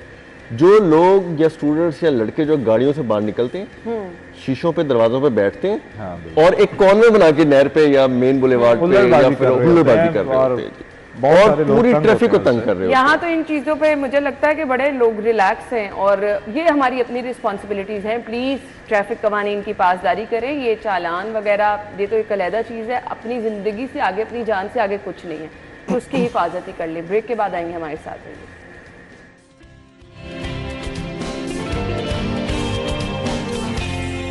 Welcome back once again. अच्छा जी, कहने को हम जिद्दत की तरफ जा रहे हैं और बड़ी तेज़ी से जो है वो हम देख रहे हैं चीज़ें हर जगह पर नई नई आती जा रही हैं, लेकिन यहाँ पर तो उल्टा सिस्टम चलना शुरू हो गया है। जो हम अपने बचपन में सुनते होते थे कि ये कुछ हो रहा है, अब वो चीज़ें रिपीट हो रही हैं। नहम इम्तिहानात, पहले मैट्रिक के इम्तिहान में हुआ, अब नहम के इम्तिहान में भी इंग्लिश का पर्चा जाली उम्मीदवार, यानी पेपर उम्मीदवार की जगह कोई और देने बैठा हुआ था। इमरान, देखिए हर इम्तिहान में ये चीज़ जो है वो होती है और जब अफसरान जो है वो किसी जगह किसी भी सेंटर में जाते हैं वहाँ पर जाली उम्मीदवार जो है वो पकड़ा जाता है। आप ये देखें कि अभी तो ये चीज़ें सामने आ रही हैं, तो पहले जब ऐसी इंस्पेक्शन नहीं होती थी, वुज़रा इंस्पेक्शन नहीं करते थे, बिल्कुल, तो तब क्या सूरत हाल होती होगी। और कहीं आपने रैंडम छापा मार लिया, वहां पर ये पकड़ा गया। इस चीज को बड़े अच्छे अंदाज से कैटर किया जा सकता है। कैसे किया जा सकता है भाई? सारी दुनिया जिस तरह आपने बात की कि जिद्दत की तरफ जा रही है, मुझे ये बताएं कि उम्मीदवार की अगर आप बायोमेट्रिक तस्दीक करने के बाद उसे हॉल में जाने दें, इम्तिहानी सेंटर में जाने दें, तो क्या कदगने हैं इसमें भाई? क्या मसला है उसमें? क्या आप नहीं कर सकते? आपके पास टेक्नोलॉजी नहीं है, आपके पास स्टाफ नहीं है, आपके पास मैकेनिज्म नहीं है, सब कुछ है, लेकिन आप क्यों नहीं करते? इसका सवाल जो है वो दिया जाना चाहिए। सर, यहाँ तो ये भी हो सकता है कि अमले की मिली भगत से आप होता रहा है। मैं आपको यकीन जानूं, पंजाब यूनिवर्सिटी में एक इंक्वायरी जो है वो चल रही थी, जिसका नतीजा जो है वो आज तक सामने नहीं आ पाया। 2 साल 3 साल से वो इंक्वायरी चल रही थी। कि पूरे शहर से बाहर पूरे का पूरा सेंटर जो है वो बिक गया। अंदाजा करें। पूरे का पूरा पंजाब यूनिवर्सिटी के जेरे इंतजाम मजाक है। वो पूरे का पूरा सेंटर बिक गया ना, आज तक वो इंक्वायरी जो है वो सामने नहीं आ पाई। आप ये देखें कि आप एक उम्मीदवार की बात करें, मैं पूरे सेंटर की बात कर रहा हूं, और ये बगैर स्टाफ के, बगैर अमले के कैसे मुमकिन ही नहीं हो सकता। मैं तो कहती हूँ एक स्टूडेंट का तो भी इसको ऐसे रोकने के बैठना। लिए मैंने छोटी सी बात बता दिया कि भाई बायोमेट्रिक, जिसने जो आ रहा है उम्मीदवार बायोमेट्रिक करे, वहां पे बंदा खड़ा हो, स्टाफ खड़ा हो, देखिए जी कि ये बायोमेट्रिक किसका है, वो अंदर चला जाए। अच्छा, हमारे दौर में ना बहुत ज़्यादा क्राइम पता क्या होता था ज़्यादा से ज़्यादा, कि किसी तरह टीचर का पीछा करते करते, इन्विजिलेटर का पीछा करते उसका घर देख ले, ठीक है, वहाँ पे कुछ सिफारिशें पहुँचाए और वहाँ पे उस पर इतना दबाव डाला कि वो हमें ज़्यादा से ज़्यादा नंबर दे। नहीं भाई, हमारे दौर में तो ज्यादा ये होता था, यहाँ लिख लिया, मतलब बूटी लगाना तो आम बात थी ना। बूटी के तो मुख्तलिफ तरीके थे, हाथ पे लिख लिया, जुराबों में रख ली, कुछ कर लिया। नेक्स्ट लेवल की बात ये नेक्स्ट लेवल क्राइम होता है जिसको बहुत क्राइम समझा जाता है। मेरे वाले साहब प्रोफेसर थे, सारी उन्होंने पेपर चेक किए हैं, तो मुझे इसका बड़ा अंदाजा है कि वो कैसे पहुंच जाते थे। मेरे वाले साहब खुद हैरान हो जाते थे कि ये सिफारिश मुझ तक कैसे आ गई। तो होता ये था कि जो स्टूडेंट्स थे ना, वो अपने टीचर, इन्विजिलेटर का, या उनको कहीं से पता लग जाता था तो वो पीछा करते थे। और इतनी ज्यादा मैकेनिज्म होते थे, उसके बावजूद भी स्टूडेंट्स किस तरह ये चेक कर लेते थे कि जो पेपर है वो इसी टीचर, इसी प्रोफेसर ने बनाया होगा। अमूमन ये होता था कि अगर पेपर कोई इंग्लिश का है और वहाँ पे 3 टीचर्स हैं, तो वो 3-3, 4-4, 6-6, 9-9 पेपर्स देते थे। उसमें से जो सिलेक्शन कमेटी होती थी वो रैंडमली उठा के 1 या 2 पेपर सेलेक्ट करती थी, फिर फाइनली 1 पेपर उसमें से जाता था। तो किसी को नहीं पता होता था, मैंने 4 पेपर लिख के दिए हैं, मुझे क्या पता मेरा कौन सा पेपर आ जाएगा या मेरा होगा भी नहीं होगा। इतनी सख्ती होती थी। उसके बाद किसी को यही भी नहीं पता होता था कि अब ये पेपर चेक होने हैं तो कहाँ होने हैं। उसके बाद में ये सिस्टम आया, इमरान को पता होगा कि एक उन्होंने कहा कि जी अब हॉल के अंदर बैठ के ही आप जाएंगे, मोबाइलें लेके जाएंगे, अंदर पेपर बाहर नहीं जाएगा। पहले तो घरों में जा रहे हैं पेपर, टीचर अपनी गाड़ियों और मोटरसाइकिलों पर रख के लेके जा रही है, बंडल पोस्टल और वो जाके कोर्ट से आ रहे हैं, करा रहे हैं किसी से। तो पहले होता था। अब इमरान ने सही बात किया, हमारे अपने छोटे से दफ्तर के अंदर कोई बायोमेट्रिक या फेस रीडिंग पर अंदर नहीं आ सकता, ठीक है। हमारे ऊपर छोटा सा जिम बना, जो अंदर आ जाए वो जिम नहीं जा सकता, जिसकी ऑथराइजेशन नहीं है। तो मुझे तो हैरानी यही बात है कि वो बंदे किस तरह किसकी जगह चले जाते हैं, कितना हौसला है, ये क्वेश्चन मार्क है। यहाँ से बहुत चीजें आप मैं नहीं जाना, ये लाहौर की सूरत है कि लाहौर से बंदे पकड़े जा रहे हैं और तो बाकी शहरों में क्या होगा। मेरे पास वक्त कम है, आप लोगों के वक्त का शुक्रिया। ब्रेक और हेडलाइंस के बाद आपको ज्वाइन करेंगे, स्टे विद अस।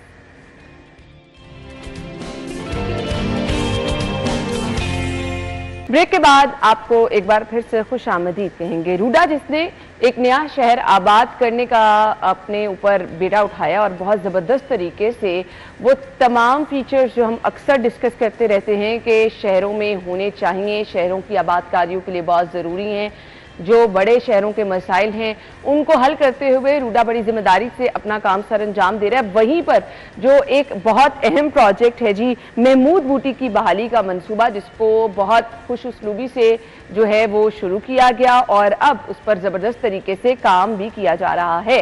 सो ये मंसूबा है क्या, इसके तहत किस तरह से काम किया जा रहा है और इससे फ़ायदा क्या पहुंचेगा। डायरेक्टर माहौलियात और मौसमियाती तब्दीली रूडा अहद यूसुफ खान साहिबा हमारे साथ मौजूद हैं। अस्सलाम वालेकुम। वालेकुम अस्सलाम। थैंक यू सो मच, आपके टाइम का बहुत बहुत शुक्रिया। हम रूडा के डिफरेंट प्रोजेक्ट्स के बारे में बात करते रहते हैं जो बड़े ज़बरदस्त, जैसे चहार बाग और इस तरह के दीगर प्रोजेक्ट्स। अब महमूद बूटी भी नो डाउट एक ज़बरदस्त मंसूबा है। क्या आइडिया था बेसिकली, इसको शुरू करने का मकसद क्या था? इसको हमारे जो CEO हैं राबी अर्बन डेवलपमेंट अथॉरिटी इमरान अमीन साहब, उनका सबसे ज़्यादा जो रूडा में फोकस है वो इस वक्त जो प्रेजेंट स्टेट है माहौल की, माहौलियात, उसका उनका सबसे बड़ा विजन है कि हम माहौल को ठीक करेंगे। स्पेसिफिकली जो रूडा के रीजन में जितने भी एरियाज हैं, एनवायरनमेंट तो वैसे बड़ा चैलेंजिंग होता जा रहा है। Exactly, खास तौर पे लाहौर से तो हम सीख रहे हैं और रूडा उसको बेहतर करता चला जा रहा है। इसमें सबसे बड़ा जो ये महमूद बूटी का एक टास्क था, ये देखें 13 मिलियन टन का एक पूरा ही ढेर था कूड़े का, 42 एकड़ पे मुहित ये इलाका है। और इसमें आपको पता है कि रिंग रोड से गुजरते हुए किस कदर बदबू आती थी, टॉक्सिसिटी, सबसे बड़ी मीथेन इसमें उसका अखराज, जिससे लोगों को नहायत नुकसान पहुंचता है। इट्स मीथेन के कितने ज़्यादा नुकसान आता है। फिर नीचे लीचेट से उसका ग्राउंड वाटर डिस्टर्ब हो रहा था पूरे एरिया का। इन दोनों के लिए एक बहुत अर्जेंट और फौरी इकदाम करने की ज़रूरत थी। तो रूडा में सीईओ साहब ने इसके लिए फ़ौरन 5 बिलियन मुख्तस किए कि आप इस, हालांकि क्लाइमेट चेंज और माहौल पे अपनी सेल्फ फंडिंग से लगाना, लाइक उस मंसूबे पे, ये पहली मिसाल है। पाकिस्तान में पहली मिसाल है। पूरी दुनिया में अमीर से अमीर मुल्क भी अपनी सेल्फ जेब से क्लाइमेट के मंसूबों पे पैसे नहीं लगाता, लेकिन ये रूडा ने एक मिसाल कायम की है, क्योंकि माहौल हमारे लिए सबसे अहम अहमियत का हामिल है। ये बड़ा चैलेंजिंग प्रोजेक्ट है, बिल्कुल ऐसे ही है। इतनी बड़ी जगह, इतनी बड़ी डंपिंग साइट, एग्जैक्टली किस तरह से इसको किया जा रहा है? इसको डंपिंग साइट को सबसे पहले तो देखा गया कि इसको इंजीनियरिंग सेंस में किस तरह से डेवलप किया जाए कि मीथेन, 3 फैक्टर थे इसमें कि मीथेन एक तो माहौल को ख़राब ना करे, वो एक्सपोजर ना हो, नीचे लीचर जो है वो पानी को डिस्टर्ब कर रहा था। तो मीथेन के लिए सबसे पहले उसकी लेयर्स जो है वो बनाई गई, मट्टी की लेयर, ग्रेवल्स, जो इंजीनियर्ड लेयर्स होती हैं। फिर उसके बाद फाइनली मेम्ब्रेन जो है वो एसडीपी जो इंटरनेशनल स्टैंडर्ड्स पे है वो हमने लगाई, वो लेयर लगा रहे हैं। अब फाइनली आप देखें तो वो कूड़े का ढेर, अब एक पहाड़ लगता है खूबसूरत सा, एक स्मूथ सी फिनिशिंग। जी, स्मेल अभी वहाँ पे बहुत मतलब रिड्यूस हो गई है। और उसके अंदर अब एक मीथेन का पूरा एक लावा है जिसे कहते हैं, उसके नीचे उसके लिए कदम ये उठाया गया कि वहाँ पाइपिंग सिस्टम डेवलप किया गया। वो पूरा एक नेटवर्क पाइप्स का बिछाया जा रहा है। पंपिंग के ज़रिए उस गैस को नीचे से एक ख़ास पॉइंट पे जमा करेंगे और उस पॉइंट से आगे या हम उसे फ्लेयर कर देंगे, वेस्ट टू एनर्जी, दोनों में से कोई एक प्लान पे अमल करेंगे। उसके लिए हमने स्पेशल बाहर की टीम्स हायर की हैं, इंटरनेशनल टीम्स। अब ये मंसूबा सिर्फ माहौल ठीक करने और खूबसूरती की हद तक नहीं रहेगा, बल्कि इसके कार्बन क्रेडिट के तौर पे भी इसको पाकिस्तान को इससे क्या फ़ायदा होगा? मतलब आपका ये जो आलमी कार्बन मार्केट है, इसमें क्या पाकिस्तान को भी इससे कोई फ़ायदा पहुँचेगा? पाकिस्तान को सबसे पहला जो फ़ायदा, एक तो एस्थेटिक सेंस में इसकी जो खूबसूरती है, मतलब बदबू ख़त्म होगी। सही कहा आपने। ग्रीनरी में चेंज हो जाएगा। अदरवाइज तो वहाँ से गुजरते थे तो वो इलाका गुजरने के काबिल नहीं था। अब वो एक ग्रीनर लाइक एक पहाड़ होगा, जैसे आपको एक खूबसूरत पहाड़ नजर आते हैं, लाहौर में भी एक पहाड़ नजर आएगा जहाँ पे आप पार्किंग का एरिया बनाया गया है, ऊपर लोग सैर के लिए ऊपर जा सकेंगे। वहाँ पे एक हो सकता है हमारा प्लान है कि उधर एक कोई इंटरेस्टिंग एरिया क्रिएट किया जाए लोगों के लिए, फैमिली के विजिट के लिए, ताकि लोग वहाँ उसे एक सैरगाह के तौर पे लिया जाए। उससे पहले अगर देखा जाए तो ये तो मेरे ख्याल से माहौल के लिए बहुत ही खतरनाक था, और अब जिस तरह से आप उसको चेंज कर रहे हैं, ये तो मेरे ख्याल से फायदा पहुंचेगा और ओवरऑल वहाँ के आसपास वाले लोगों के लिए भी एक मेरे ख्याल से ब्लेसिंग हो जाएगा। सबसे जो पहला फेज है उसको कन्वर्ट करना, उसकी खूबसूरती को डेवलप करना, मीथेन को माहौल में पहुंचने से बचाना। दूसरा सोलर सिटी, लाइक उसके ऊपर एक सोलर सिस्टम उस एरिया पे, ख़ास एरिया पे हम लगाएंगे जिससे इर्द गिर्द के लोगों को बिजली मिलेगी। एक क्लीन एनर्जी, रिन्यूएबल एनर्जी का एक सोर्स होगा, और जो अंदर मीथेन है उसकी गैस है उसको हम यूटिलाइज करेंगे, ख़त्म करके कार्बन क्रेडिट हासिल करने के लिए रिहैबिलिटेशन की जा रही है। तो ये सिलसिला भी जारी है जी। इसका ये डिफरेंट फेजेस में था। फेज 1 जो है इसका तकरीबन हमारा जुलाई में कंप्लीट हो जाएगा, जो आपको एक विजिबल उसमें चेंज नज़र आएगी कि वो सारा अच्छी उसकी फिनिश फॉर्म में आ जाएगा। फिर उसके बाद उस पर ग्रीनरी लगाई जाएगी, फॉरेस्ट डेवलप किया जाएगा। तो ये 2 मराहल में इसका काम जो है वो कंप्लीट, फेज़ 2 और फेज़ 3 में। फेज़ 1 जो है वो जुलाई में कंप्लीट हो जाएगा इंशाल्लाह, और फेज़ 2 जो है वो दिसंबर में हो जाएगा कंप्लीट। ग्रीनरी लगाने का भी प्लान है इर्द गिर्द, क्योंकि आपने माहौल दोस्त अगर बनाना है तो ये चीज़ें भी फिर बीच में शामिल करें। बिल्कुल ऐसे ही है। ग्रीनरी उसकी फॉरेस्ट, उस पर हमने ऐसे पौधे लगाए हैं जो डीप रूटेड ना हों, क्योंकि वो सरफेसली रूटेड होंगे, जो नीचे से क्योंकि कूड़ा ही होगा अल्टीमेटली नीचे, तो वो रूट्स वहाँ तक पहुँच के वो टॉक्सिसिटी और टॉक्सिन्स ना ले सके। तो वो ख़ास हम पौधे वहाँ पे लगा रहे हैं जो कि माहौल दोस्त भी होंगे। माहौल में वो तो बजाय के मीथेन अखराज करने के वो कार्बन डाइऑक्साइड और टॉक्सिन्स एब्जॉर्ब करेंगे। और माहौल को मज़ीद जो ऑक्सीजन दे के ज़्यादा फ़ायदा देंगे। अभी हमारे मुल्क को जिन मसाइल का सामना है, बिजली, और हम इससे ये फ़ायदा उठा के बिजली भी बना सकते हैं, बहुत सारे इसको हम यूटिलाइज भी कर सकते हैं, तो क्या ये चीज़ें भी प्लान का हिस्सा हैं? जी, सबसे जो मैंने आपको बताया कि हमने सबसे पहले जो सोलर उस पे लगाना है, जो उसके सरफेस एरिया पे वो क्लीन एनर्जी, रिन्यूएबल एनर्जी की फॉर्म में हम सोलर, जो 5 मेगावाट का सोलर है, वो इर्द गिर्द के इलाकों को बिजली भी मुहैया करेगा।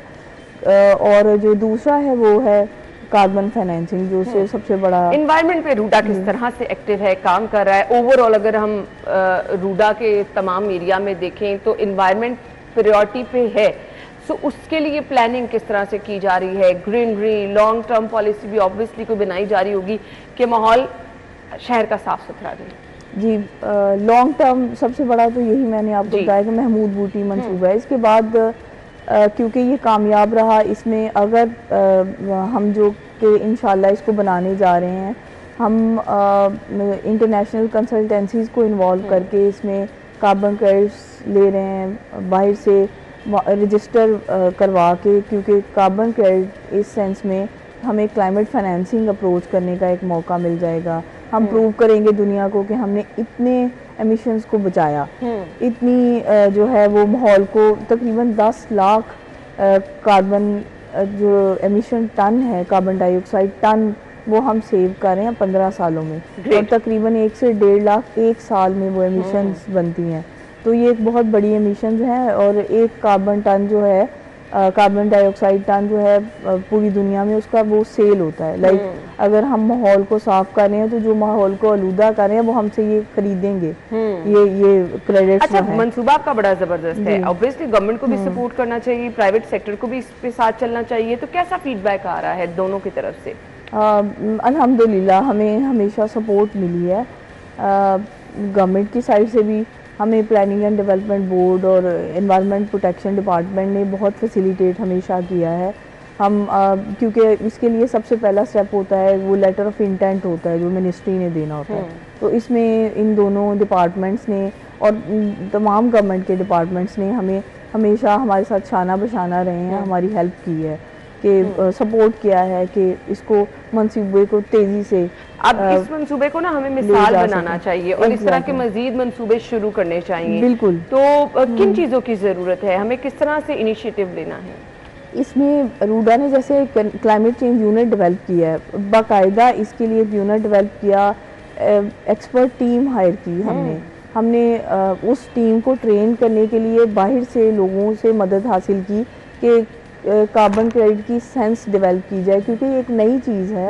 और इसको आपको बैनुल अक़वामी सतह के एक्सपीरियंस से फायदा भी उठाना चाहिए, उनसे सीखना भी चाहिए। माहौल को साफ कैसे करना है एग्जैक्ट वे में वो हमें वो टीम ट्रेन करी है। इसी तरह से मुझे लगता है कि ये तमाम डिपार्टमेंट्स को एक ऑलरेडी डेवलप भी हैं यूनिट्स डिपार्टमेंट्स में, लेकिन स्पेसिफिक जो है वो environment and climate change related trend staff होना चाहिए जिनके पास जो climate change specifically carbon emission related एक नॉलेज है, नॉलेज बेस एक पूरा यूनिट होना चाहिए जो जिनकी कैपेसिटी बिल्डिंग हो सके और वो आगे से वो उस लर्निंग को स्प्रेड कर सके। अवेयरनेस काम यहाँ मुकम्मल हो चुका है। जब तमाम 100% काम मुकम्मल हो जाएगा तो एक ऑब्वियसली आपके पास एक फाइनल लुक भी होगी ना, जरा उस पर रोशनी डाल दें, क्या होगी?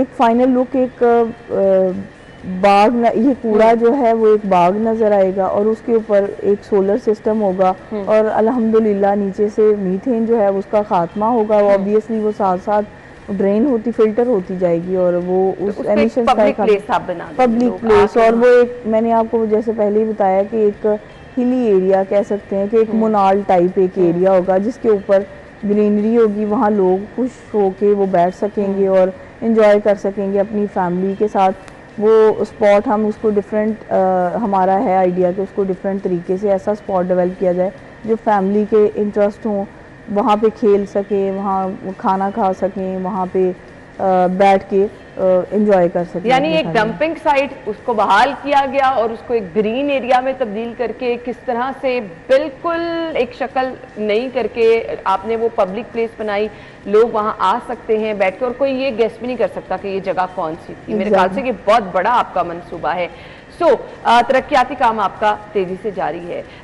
हम देख रहे हैं कि जिस तरह से जो टारगेट आप अपने टाइम टू टाइम अचीव करते चले जा रहे हैं, तो ये नया शहर हमें आबादकारी की तरफ जल्दी जाता नजर आ रहा है, ऐसे ही है? जी बिल्कुल ऐसे ही है। हमारी ये सिर्फ हम यहाँ तक महदूद नहीं है मंसूबे हमारे। क्लाइमेट चेंज के महमूद बूटी है, फिर उसके बाद हम waste water treatment plant 8 waste water treatment plant Ravi शहर पे लगाने, रावी जो दरिया है उस पे लगाने जा रहे हैं। आपको पता है सबसे बड़ा मसला जो डेड रिवर जिसमें नालों का पानी है, वो उस पानी को साफ करना हमारा सबसे बड़ा मसला है। फिर उसके बाद हम अर्बन रिजिलियंस जो है उस पर काम कर रहे हैं। Green spaces, green buildings RUDA में डेवलप हो रही हैं एक नई जदीद तरीके की। लीड सर्टिफिकेशन हम ले रहे हैं।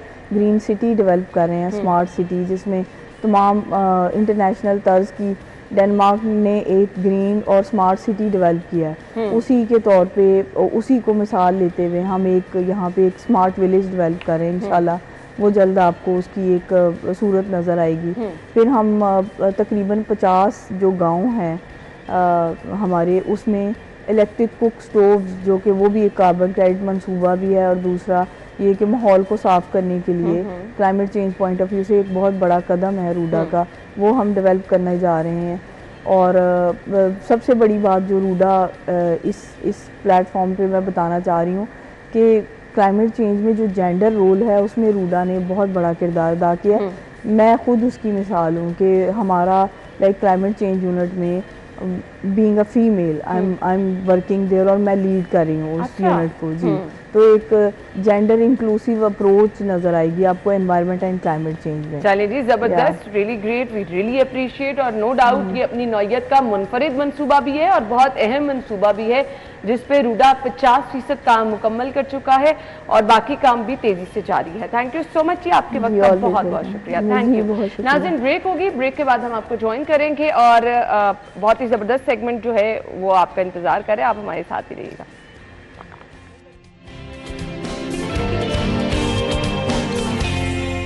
ब्रेक के बाद प्रोग्राम में आपको एक बार फिर से खुश आमदीद कहेंगे। सेगमेंट्स का सिलसिला हम शुरू करने वाले हैं और सेगमेंट्स में सबसे पहले आपका पसंदीदा सेगमेंट, जिनकी बर्थडे हम उनको विश करते हैं। तो जिनकी सालगिरह कल है उनको क्या करना है जी, उनको अपनी पिक्चर और अपना नाम लिखकर हमें भिजवा देना है और प्रोग्राम में शामिल हो जाना है। नॉर्मली ये हम आपकी बर्थडे को स्पेशल बनाने के लिए सेगमेंट रखते हैं, आपको स्पेशल फील कराने के लिए सेगमेंट रखते हैं। तो ये लाहौरियों के लिए सिर्फ महदूद नहीं है, ये पूरे पाकिस्तान के लिए, क्योंकि सोशल मीडिया के थ्रू आप सभी लोग, पूरी दुनिया आपको देख भी सकती है और आपको विश भी कर सकती है।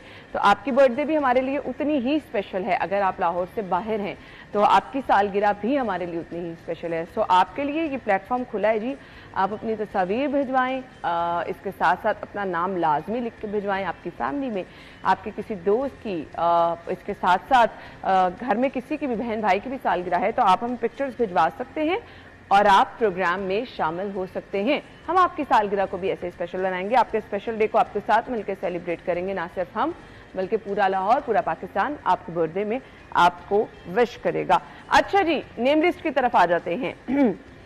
जीमल गुलजार की सालगिरह है और इसके बाद जी कंजुल ईमान की सालगिरह है और मलिक हसनैन की सालगिरह है, इशाल की, उमर फारूक की। आप सब लोगों को सालगिरह की मुबारकबाद, हैप्पी बर्थडे।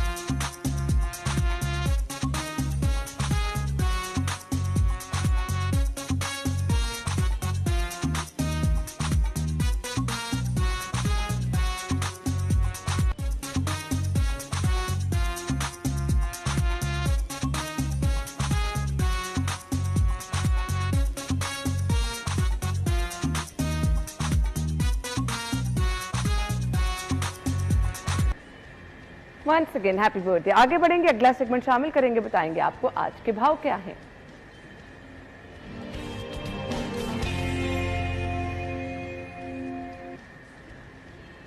हम सब्जियों के रेट आपके साथ शेयर करेंगे ताकि आपको आइडिया हो जाए कि अगर आपने मार्केट जाना है तो कौन सी सब्जी किस कीमत पर मिल रही है। मायदा के पास है रेट लिस्ट, उनकी तरफ चलेंगे। Over to you.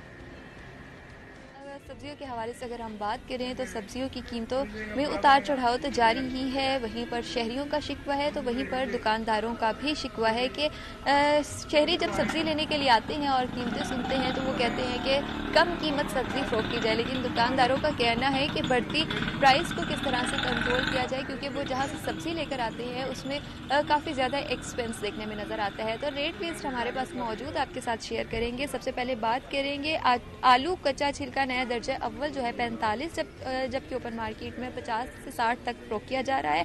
प्याज जो है दर्जा अव्वल 35, जबकि ओपन मार्केट में 40 में फरोख्त किया जा रहा है। टमाटर की बात करेंगे 45, ओपन मार्केट में 50। लहसुन जो है वो 580, ओपन मार्केट में 600। अदरक जो है वो 360, ओपन मार्केट में 375। मुख्तलिफ सब्जियों की रेट लिस्ट है। लीमू की बात कर लेते हैं तो 105 सरकारी नर्क, ओपन मार्केट में 110। सब्ज मिर्च 105, ओपन मार्केट में 110। मटर जो है 110, ओपन मार्केट में 115। लहसुन जो है 580, ओपन मार्केट में 600 तक में फरोख्त किया जा रहा है। टमाटर की वहीं पर बात करेंगे 45, जबकि ओपन मार्केट में 400 रुपये तक में फरोख्त किया जा रहा है। मुख्तलिफ सब्जियों की कीमतें हैं जिसमें उतार चढ़ाव तो जारी ही है, लेकिन वहीं पर शहरियों का शिकवा ये देखने में नज़र आ रहा है कि हुकूमत को चाहिए बढ़ती प्राइस लिस्ट को कंट्रोल करिए ताकि एक सफ़ेद पोश तबके के लिए सब्जी खरीदना आसान हो सके। ठीक है, बहुत शुक्रिया मायदा हमारे साथ मौजूद थी, अपडेट करी थी।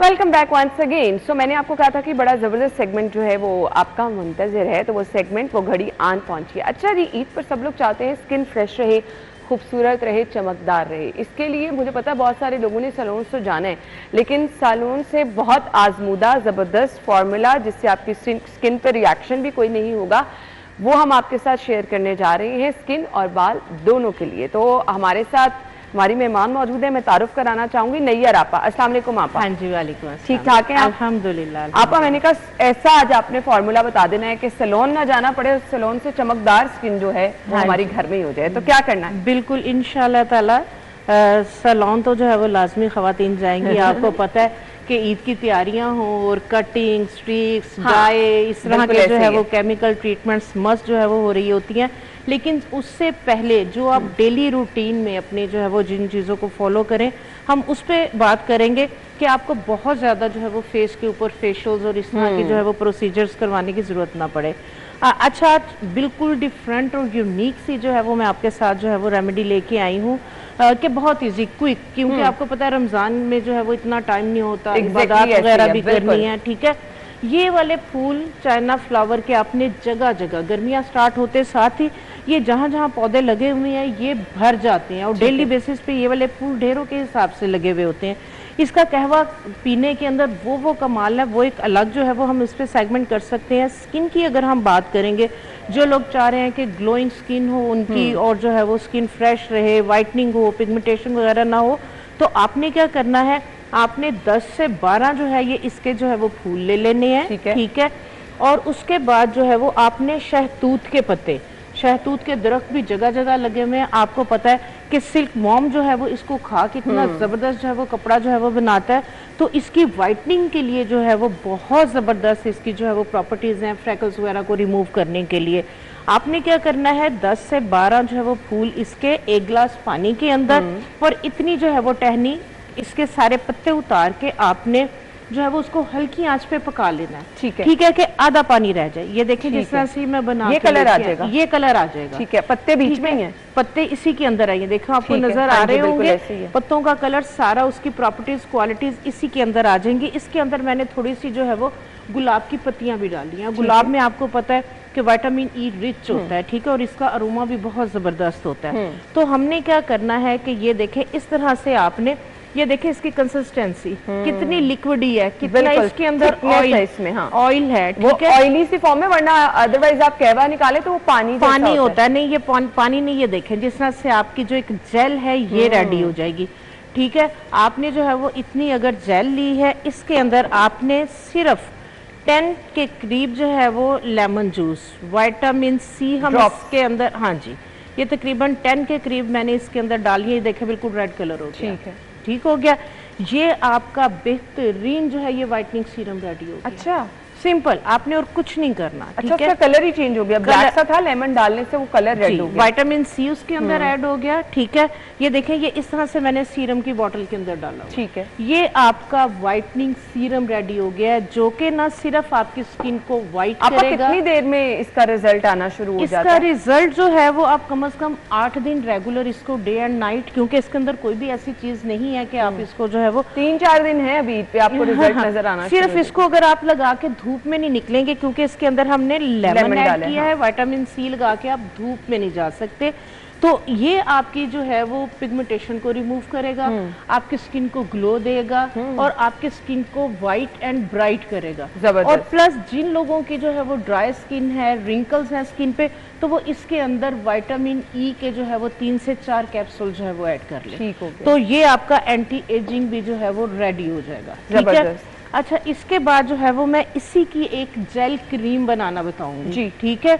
आपने क्या करना है, आप बेशक जो है वो प्योर एलोवेरा ले ले, इसकी जो है वो जेल निकाल ले 1 टेबलस्पून, ठीक है। तो मैं ये वाली जो है वो जेल ले रही हूँ, एलोवेरा जेल 1 टेबलस्पून हम लेंगे इस तरह से। और ये वाला हमने जो लिक्विड इसका रेडी किया है, हम इसके अंदर ये थोड़ा सा जो है वो ऐड कर लेंगे। 1 टेबलस्पून अगर हमने एलोवेरा जेल ली है, और 1 टेबलस्पून के करीब ही हम हिबिस्कस, रोज पेटल्स और जो मेलबेरी लीफ एक्सट्रैक्ट्स का हमने लिक्विड रेडी किया है, वो हम इसके अंदर जो है वो इस तरह से मिक्स कर लेंगे, ठीक है।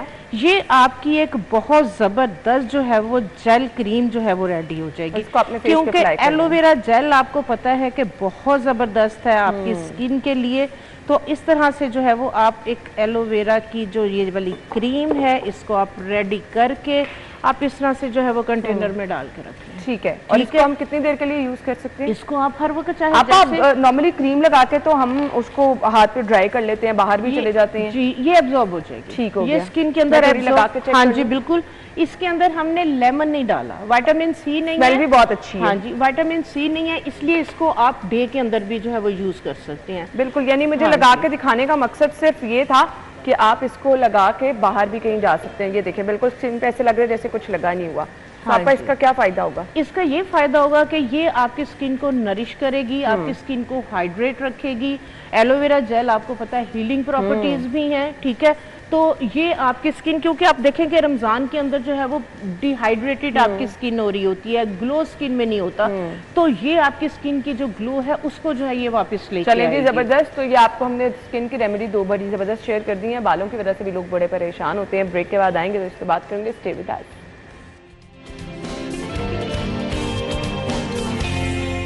एक बार फिर से खुशामदीद कहेंगे। नैयर आप हमारे साथ मौजूद हैं। स्किन के लिए तो 2 जबरदस्त उन्होंने टोटके बता दिए, तो आपने जरूर हमें उसका फीडबैक भी देना है। बालों के लिए क्या करना है आपका? हाँ जी, बाल आप देखें, जिस तरह से हम केमिकल ट्रीटमेंट्स की बात कर रहे थे, ड्राई है, डैमेज है, फ्रिजी हेयर है, और बच्चियों के पास इतना टाइम भी नहीं होता कि वो ऑयलिंग करें, और ऑयलिंग करना पसंद भी नहीं करती हैं, बिल्कुल, ठीक है। तो उनके लिए जो है वो इसी, क्योंकि हमारा जो फोकस है वो आज का जो है कि क्विक रेमेडी, ठीक है, और क्विक रिजल्ट, ठीक है। तो हिबिस्कस के जो है वो, जिस तरह से हम ब्रेक में भी बेनिफिट्स के ऊपर बात कर रहे थे, हमने क्या किया, यही वाला जो हमने पानी है, आपने हिबिस्कस के जो फूल हैं और इसके पत्ते, इसके पत्तों की इतनी जबरदस्त क्वालिटी है कि अगर आपने एक दफा शैम्पू कर लिया तो आपको शैम्पू करने की दोबारा जरूरत नहीं है। अच्छा। इसको अगर इसके पत्तों को आप जो है वो थोड़ा सा बॉईल करके ब्लेंड करके इसका जो है वो पानी निकाल लेंगे, ये आपके बालों को प्रॉपर धोएंगे, ठीक है। हमने स्टेन नहीं करना, इसको ब्लेंड कर लेना है, ब्लेंड कर लेना है, ठीक है। इसको थोड़ा सा बॉईल करके इसके फूल भी और इसके पत्ते भी, इनको आपने थोड़ा सा बॉईल करके इनको स्टेन कर लेना है, ठीक है। ये आपके बालों की ना सिर्फ क्लींजिंग करेंगे बल्कि आपके बालों को ट्रीट भी करेंगे, ठीक है। ये देखें, इस तरह से जो है ये मैंने पानी इसका जो है वो ले लिया है। जितना इसका पानी है, सपोज हाफ कप अगर हमने इसका जो है वो वाटर लिया है हिबिस्कस के फूल और उसके पत्तों का, तो हमने क्या करना है कि इसके अंदर तकरीबन 1 टेबलस्पून के करीब ग्लिसरीन ऐड करेंगे, ठीक है। हाँ जी, क्योंकि ग्लिसरीन आपको पता है बालों का जो मॉइस्चर है उसको वापस लेके आती है, मॉइस्चर लॉस नहीं होने देती, बालों को जो है वो ट्रीट करती है। तो आपने जो है वो इस तरह से जो है वो इसके अंदर जो है वो ग्लिसरीन डाल लेनी है। ये देखें, इसको मैं शावर बोतल के अंदर जो है वो डाल रही हूँ। अच्छा, ठीक है। एक बालों में आप शावर कर लें। हाँ जी, इसको जो है वो आप अच्छे से इस तरह से मिक्स करके तो आप जो है वो इस तरह से जो है वो एक टोनर बना लें, शेक कर लें। ठीक है, आप देखें ज़रा हाथ पे इसका टेक्सचर फील करें, हाथ पे अपना जो है वो इसका टेक्सचर, कि ये आपके बालों पे आप देखें कि क्या वर्क करेगा। बिल्कुल, ये ऑयल वाली एक आपको फॉर्म दे रहा है और आपके बाल बड़े इससे जबरदस्त हो जाएंगे। आपने क्या करना है, बाल वॉश करने के बाद आपने ये वाला जो वाटर है ये सारे बालों में स्प्रे कर अच्छा, ये वॉश करने के बाद करना है? वॉश करने के बाद करना है। ये सारा पानी आपके जो बाल हैं वो पी लेंगे, बालों के अंदर एब्जॉर्ब हो जाएगा। ठीक है, ठीक है। ये जस्ट लाइक आपकी केराटिन ट्रीटमेंट है, स्मूथिंग ट्रीटमेंट है, जो आप सैलून पे जाके इतने ज्यादा पैसे जो है वो इस पे खर्च करते हैं। ठीक है, धुले हुए बालों में आपने जो है वो पूरे बालों में स्प्रे कर लिया, इसको आप बड़ी वाली स्प्रे बॉटल के अंदर डाल लें, क्योंकि इसके ऊपर खर्चा तो आपका कुछ भी नहीं आया। तो बाल जो है वो सारे वेट कर लें। जब ड्राई, आपने गर्म वाला ड्रायर इस पे यूज नहीं करना, ठीक है, हॉट ड्रायर यूज नहीं करना। आप पंखे के नीचे खड़े होकर, क्योंकि गर्मियां हैं, ये ड्राई हो जाए, ये 3-4 दफा अपने बालों को इससे अच्छी तरह से गीला कर लें। आपको बाल वॉश करने की जरूरत नहीं पड़ेगी। ठीक हो गया। आप देखेंगे कि आपके बाल सिल्की, स्मूथ और बहुत ज्यादा आयरन करने के बाद आपके बाल ड्राई हो जाते हैं, डैमेज हो जाते हैं, स्प्लिट एंड जो है वो बन रहे होते हैं।